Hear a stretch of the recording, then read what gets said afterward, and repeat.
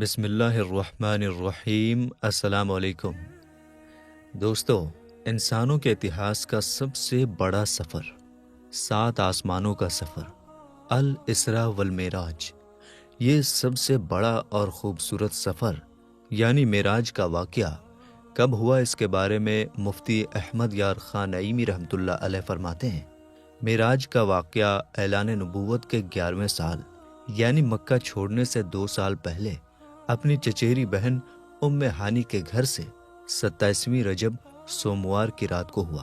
حضرت جبریل علیہ السلام 70,000 فرشتوں کی جماعت کے ساتھ براق لے کر حضرت ام ہانی کے گھر حاضر ہوئے تو کیا دیکھا کہ سرکار صلی اللہ تعالی علیہ وآلہ وسلم بستر پر آرام فرما رہے ہیں۔ فرشتوں کے سردار حضرت جبریل علیہ السلام اپنے نوری ذہن سے سوچتے ہیں کہ اللہ تعالیٰ کا حکم ہے کہ جبریل جلدی کرو، اللہ تعالیٰ اپنے حبیب صلی اللہ تعالی علیہ وآلہ وسلم سے ملنا چاہتا ہے۔ اب حضرت جبریل علیہ السلام حیرت میں ہے کہ اللہ تعالیٰ کا حکم ہے کہ جلدی بلا کر لاؤ، اور ادھر محبوب رسول صلی اللہ تعالی علیہ وآلہ وسلم آرام فرما رہے ہیں۔ اگر آواز دے کر جگایا تو بے ادبی ہے، اور جلدی محبوب کو لے کر نہ گیا تو اللہ تعالیٰ کے حکم کی نافرمانی ہوگی۔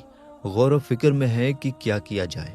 اللہ تعالیٰ کا حکم ہوا، اے جبریل علیہ السلام، آپ کے ہونٹ کافر کے ہیں اور میرے حبیب صلی اللہ تعالی علیہ وسلم کے تلوے نور کے۔ کافر میں ٹھنڈک ہوتی ہے، کافری ہونٹوں سے محبوب صلی اللہ تعالی علیہ وسلم کے نوری تلووں کو چومو، ٹھنڈک پہنچے گی اور میرے پیارے نبی صلی اللہ تعالی علیہ وسلم بیدار ہو جائیں گے۔ حضرت جبریل علیہ السلام نے اپنے کافری ہونٹوں سے محبوب صلی اللہ تعالی علیہ وآلہ وسلم کے نوری تلووں کو چوما، ٹھنڈک پہنچی، سرکار صلی اللہ تعالی علیہ وآلہ وسلم بیدار ہوئے، اپنی رحمت بھری نظروں سے دیکھا اور فرمایا، جبریل علیہ السلام کیسے آئے ہو؟ آنے کا مقصد کیا ہے؟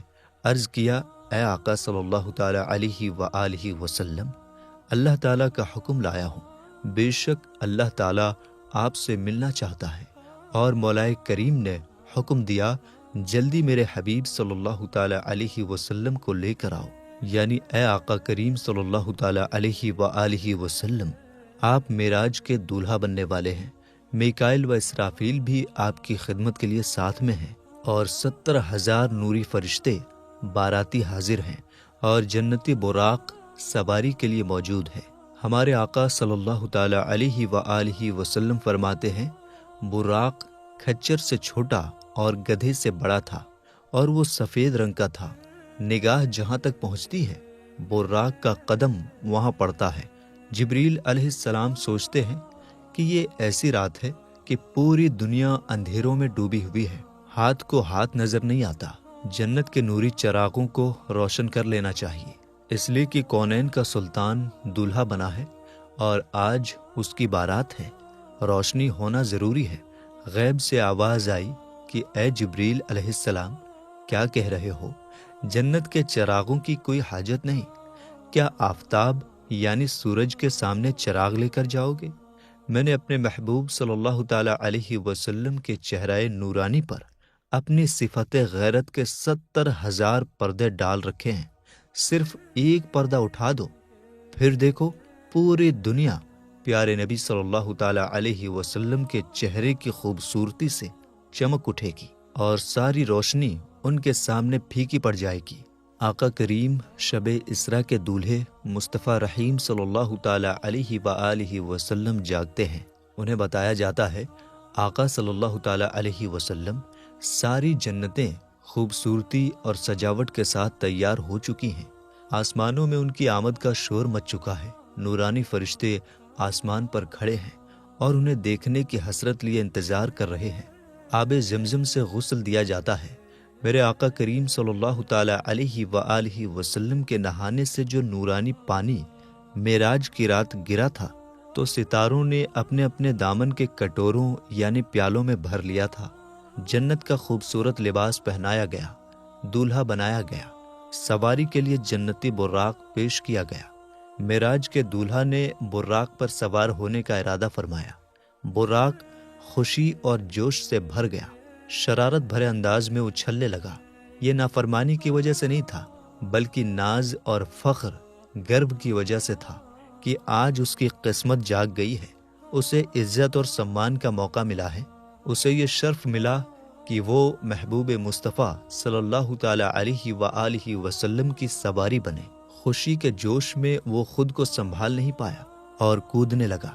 حضرت جبریل علیہ السلام نے فرمایا، براق ہوش میں آ، دیکھ آج تجھ پر کون سوار ہو رہے ہیں۔ براق پسینہ پسینہ ہو گیا اور ادب اور عاجزی کے ساتھ بیٹھ گیا۔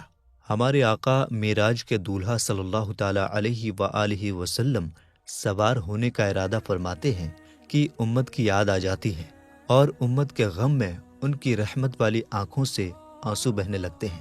حضرت جبریل علیہ السلام حیرانی کے عالم میں عرض کرتے ہیں، آقا صلی اللہ تعالی علیہ وسلم، کیا خدمت و تکریم میں کچھ کمی رہ گئی جو آپ سوار ہوتے ہوتے رک گئے، اور آپ کے رونے کی کیا وجہ ہے؟ میرے سرکار شب اسرا کے دولہا صلی اللہ تعالی علیہ وسلم نے فرمایا، جبریل، تمہاری خدمت و تکریم میں کوئی کمی نہیں ہے۔ 70,000 فرشتے میری تکریم کے لیے اور براق سواری کے لیے حاضر ہیں۔ آسمانوں کو سجا دیا گیا ہے، سارے انبیاء علیہم السلام میرے انتظار میں ہیں۔ خود خالق و مالک اللہ تعالیٰ مجھے دیکھنا چاہتا ہے، لیکن مجھے میری گنہگار امت یاد آ رہی ہے۔ اے جبریل علیہ السلام، میری امت کمزور اور گنہگار ہے، پل صراط بال سے زیادہ باریک اور تلوار سے زیادہ تیز ہے۔ کمزور امت گناہ کا بوجھ اٹھا کر پل صراط کو پار کیسے کرے گی؟ حضرت جبریل علیہ السلام نوری ذہن سے فرماتے ہیں کہ اللہ تعالیٰ کا حکم ہے کہ جلدی لے کر آؤ، اور محبوب صلی اللہ تعالی علیہ وآلہ وسلم کو گنہگار امت یاد آ رہی ہے۔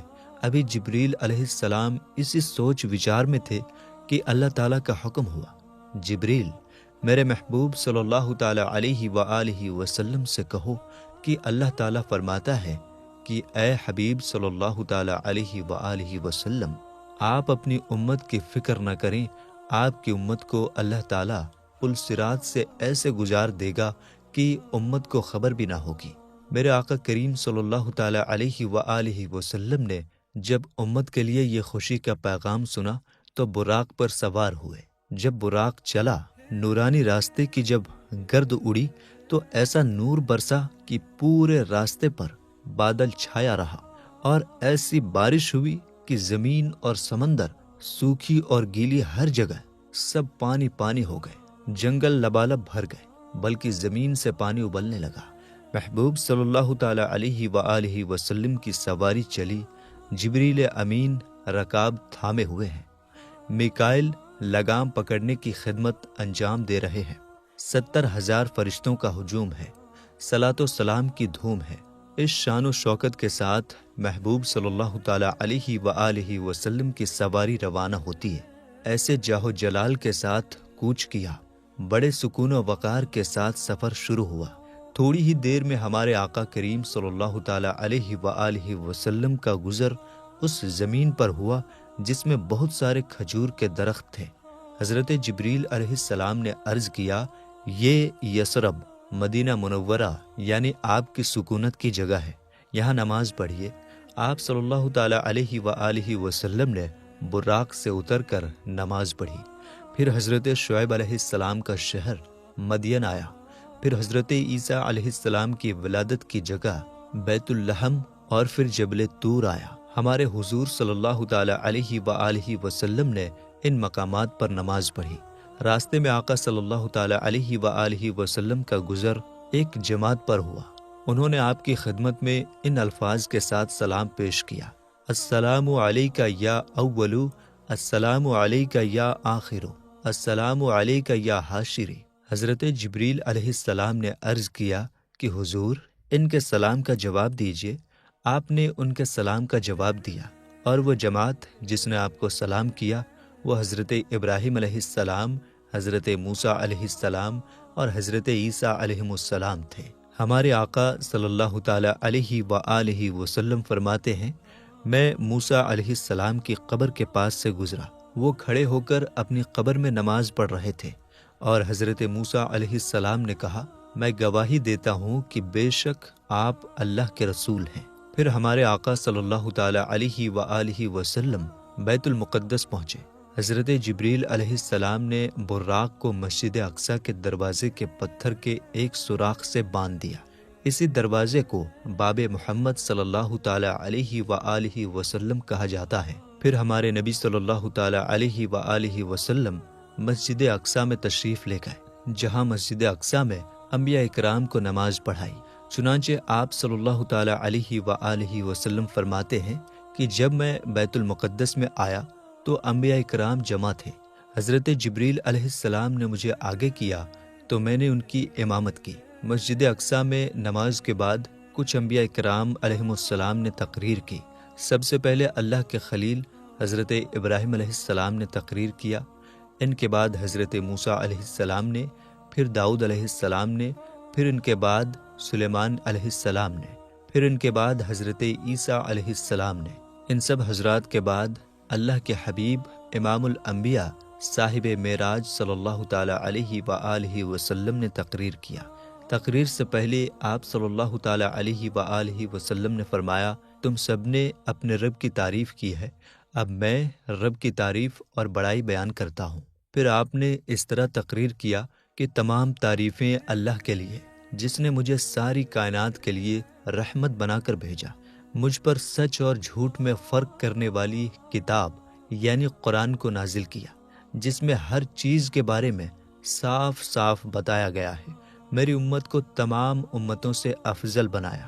یہاں مسجد اقصیٰ تک کا سفر پورا ہوا، اب آسمانوں کا سفر شروع ہوا۔ چنانچہ نبی کریم صلی اللہ تعالی علیہ وآلہ وسلم ارشاد فرماتے ہیں، پھر مجھے سواری پر سوار کیا گیا، جبریل علیہ السلام مجھے لے کر چلے، یہاں تک کہ وہ پہلے آسمان پر پہنچے تو دروازہ کھلوایا۔ پوچھا گیا کون؟ فرمایا جبریل۔ پوچھا گیا تمہارے ساتھ کون؟ فرمایا حضرت محمد صلی اللہ تعالی علیہ وآلہ وسلم ہیں۔ پوچھا گیا کیا انہیں بلایا گیا ہے؟ فرمایا ہاں۔ تو کہا گیا ان کو خوش آمدید ہو۔ پھر دروازہ کھولا گیا۔ جب میں داخل ہوا تو وہاں حضرت آدم علیہ السلام تھے۔ جبریل نے کہا یہ آپ کے والد آدم علیہ السلام ہیں، انہیں سلام کیجیے۔ میں نے انہیں سلام کیا، انہوں نے جواب دیا، مجھے خوش آمدید کہا اور دعائے خیر فرمائی۔ آپ صلی اللہ تعالی علیہ وآلہ وسلم نے حضرت آدم علیہ السلام کے دائیں اور بائیں کچھ لوگوں کو دیکھا۔ جب آپ اپنی دائیں طرف دیکھتے تو ہنس پڑتے ہیں اور جب بائیں طرف دیکھتے تو رو پڑتے ہیں۔ حضرت جبریل علیہ السلام نے کہا ان کے دائیں اور بائیں طرف جو لوگ ہیں یہ ان کی اولاد ہیں، دائیں طرف والے جنتی ہیں اور بائیں طرف والے جہنمی ہیں۔ حضور اکرم صلی اللہ تعالی علیہ وآلہ وسلم ارشاد فرماتے ہیں، پھر مجھے جبریل علیہ السلام اوپر لے گئے، یہاں تک کہ دوسرے آسمان پر پہنچے۔ دروازہ کھولا گیا تو وہاں حضرت یحییٰ علیہ السلام اور حضرت عیسیٰ علیہ السلام تھے۔ پھر جبریل علیہ السلام مجھے تیسرے آسمان کی طرف لے گئے، وہاں حضرت یوسف علیہ السلام تھے۔ پھر آپ چوتھے آسمان پر پہنچے تو وہاں حضرت ادریس علیہ السلام سے ملاقات ہوئی۔ پھر آپ پانچویں آسمان پر تشریف لے گئے، وہاں حضرت ہارون علیہ السلام سے ملاقات ہوئی۔ پھر آپ چھٹے آسمان پر تشریف لے گئے تو وہاں حضرت موسیٰ علیہ السلام سے ملاقات ہوئی۔ پھر آپ ساتویں آسمان پر تشریف لے گئے تو آپ نے حضرت ابراہیم علیہ السلام سے ملاقات کی۔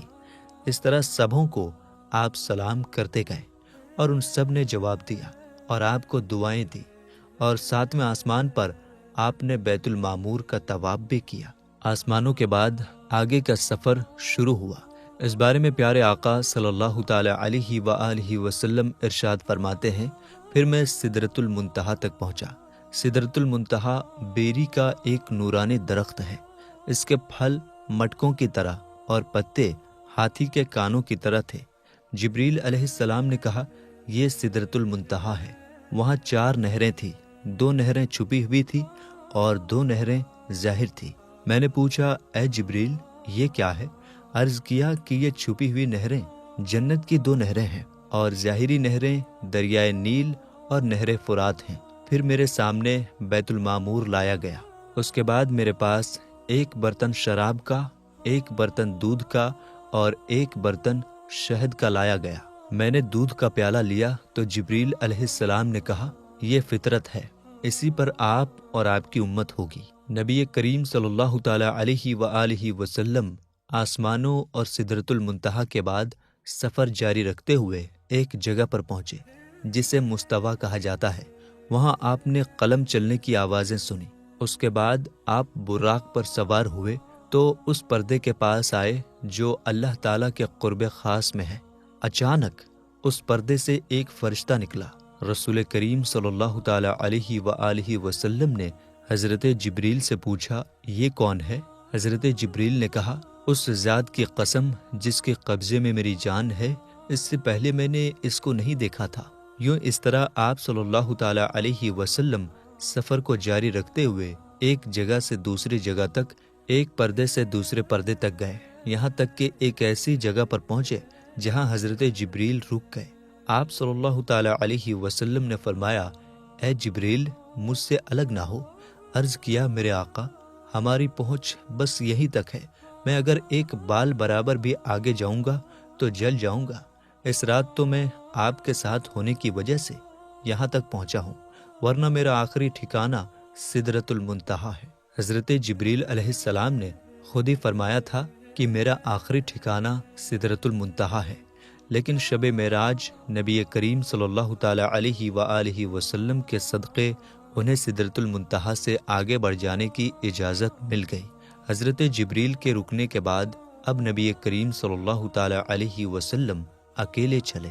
آپ اندھیرے والے پردوں سے گزرتے گئے، یہاں تک کہ 70,000 اتنے موٹے پردوں سے بھی گزر گئے جن میں سے ہر ایک کی لمبائی 500 سال کے سفر برابر تھا، اور ہر پردے کے بیچ 500 سال کی دوری تھی۔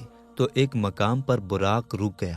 وہاں آپ صلی اللہ تعالیٰ علیہ وآلہ وسلم نے رفرف نامی ایک ہرا خیمہ دیکھا جس کی روشنی سورج کی روشنی سے بھی زیادہ تھی۔ آپ اس خیمے پر چڑھے اور اس کے ذریعے عرش تک پہنچے۔ اس کے بعد آپ صلی اللہ تعالیٰ علیہ وآلہ وسلم اللہ تعالیٰ کے اور قریب پہنچے۔